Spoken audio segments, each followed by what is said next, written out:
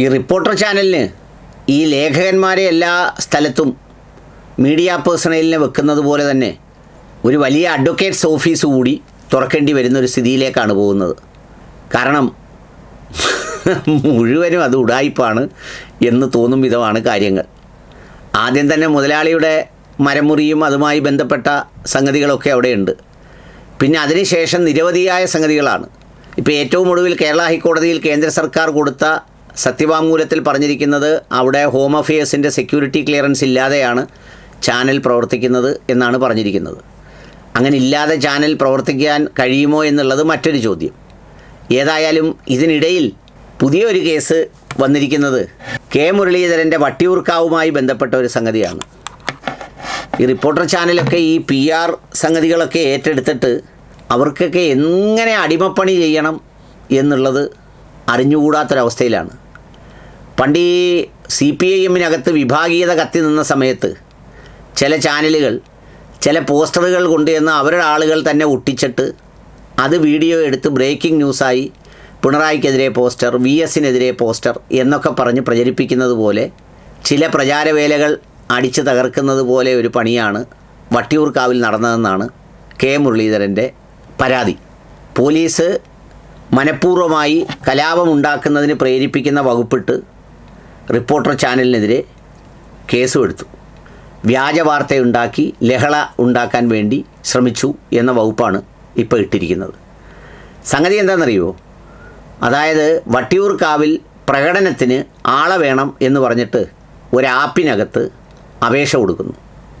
ആര് കൊടുക്കുന്നു? ആരോ ഒരാൾ കോൺഗ്രസ്സിന് വേണ്ടിയാണ് എന്ന് മെൻഷൻ ചെയ്താണ് കൊടുക്കുന്നത്. കോൺഗ്രസ് റാലിക്ക് ബംഗാളികളെ വേണമെന്നോ അന്യസംസ്ഥാനക്കാരെ വേണമെന്നോ മറ്റോ പറഞ്ഞാണ് കൊടുക്കുന്നത്. എന്നിട്ട് അതിൻ്റെ സ്ക്രീൻഷോട്ട് വെച്ച് വാർത്ത അങ്ങ് റിലീസ് ചെയ്യുക. സത്യം പറഞ്ഞാൽ ഈ മാതാപിതാക്കൾക്ക് ജനിക്കുകയും അതോടൊപ്പം തന്നെ നമ്മൾ ഈ പറഞ്ഞ അരിയാഹാരം കഴിക്കുകയും ചെയ്യുന്ന എല്ലാവർക്കും അറിയാം, കേരളത്തിലെ ഈ രണ്ട് പാർട്ടികൾക്കും അങ്ങനെ ആപ്പിലൂടെ ഒരു ഓർഡർ കൊടുത്ത് 100 ആളിനെ വിലയ്ക്ക് വാങ്ങിച്ച് ജാഥയും റാലിയും നടത്തേണ്ട ആവശ്യം ഒന്നും ഉണ്ടാവില്ല, ഒരിക്കലും ഉണ്ടാവില്ല. ഇനി മാക്സിമം പോയാൽ അവരെവിടെങ്കിലും ക്യാമ്പ് ചെയ്യുന്ന ബംഗാളിയോ മറ്റുള്ളവരെയോ വാഹനം കൊടുത്തോ ചാപ്പാട് കൊടുത്തോ ആരെങ്കിലുമൊക്കെ കൊണ്ടുവന്നിരിക്കും തല കാണിക്കാൻ വേണ്ടി. ഇത് ആപ്പിനകത്ത് ഇന്ന പാർട്ടിയുടെ ജാഥയ്ക്ക് വേണമെന്നും പറഞ്ഞാണ് കൊടുക്കുന്നത്. അപ്പം മനഃപൂർവ്വം ഇവരുടെ ആരോ തന്നെ കൊടുത്തിട്ട് ഇവർ തന്നെ സ്ക്രീൻഷോട്ട് എടുത്ത് ബ്രേക്കിംഗ് ന്യൂസ് അടിച്ച് ഇത് കത്തിച്ചു വിട്ടതാണെന്നാണ് പറയുന്നത്. അവിടെ വട്ടിയൂർക്കാവിൽ പ്രശാന്ത് 2 വർഷമായി പിന്നൊരു ഏകപക്ഷീയമായ വിജയം അദ്ദേഹം പ്രതീക്ഷിച്ച് നിൽക്കുമ്പോഴാണ് ഈ കെ മുരളീധരൻ കളത്തിലിറങ്ങുന്നത്. കെ മുരളീധരന് ആ മണ്ഡലത്തിൻ്റെ മുക്കും മൂലയും ഒക്കെ അറിയാവുന്ന ആളാണ്. സജീവമായി 2 തവണ MLA ആയ ആളാണ്. അപ്പോൾ അതുകൊണ്ട് തന്നെ അദ്ദേഹം വന്നതോടുകൂടി ഒരു ശക്തമായ മത്സരത്തിലേക്ക് മാറിയിട്ടുണ്ട്.